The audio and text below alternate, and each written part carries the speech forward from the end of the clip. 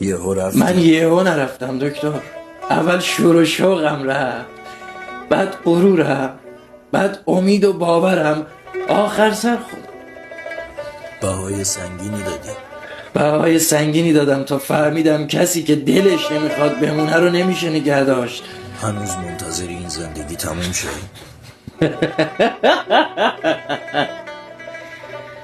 زندگی همون مرگ با اقساط بلند مدته. میدونم بی‌اعتمادی سخته.